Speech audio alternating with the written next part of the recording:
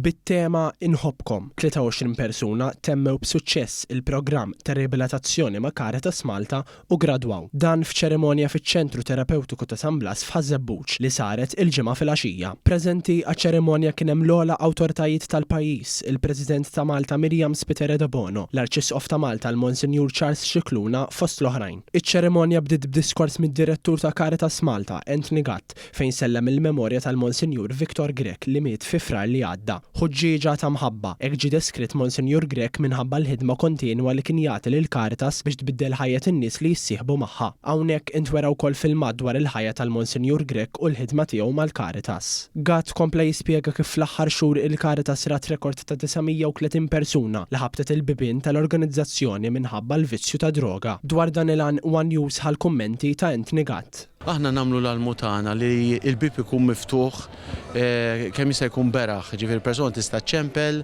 tista' taqbad u tiġi l-outreach tagħna, ġifieri anke bl-appuntament, ovvjament forsi tkun trid tistenna ftit, għax aħna nkunu rridu li jekk bniedem għamel deċiżjoni jersaq għall-għajnuna naraw kemm jista' jkun malajr ħalli l-motivazzjoni li jkun ġabar ġo fih dak il-kuraġġ li jagħmel nirrispondu għalih mill-ewwel.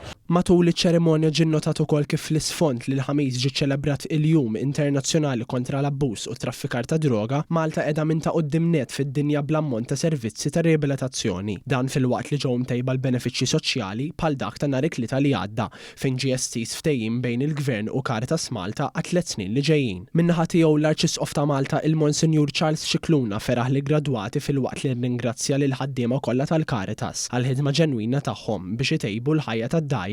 L-aħħar diskors tas-serata sar mill-President ta' Malta Miriam Spiteri de Bono fejn qalet li miċ-Ċentru Terapeutiku ta' San Blas toħroġ it-tama għaliex ta' kull sena numru ta' persuni jkunu determinati biex jaqtaw il-vizzju ta' droga u finalment jiggradwaw mill-programm ta' riabilitazzjoni. Iċ-ċeremonja laħqet il-qofol tagħha meta bdew jingħataw iċ-ċertifikati lill-gradwati.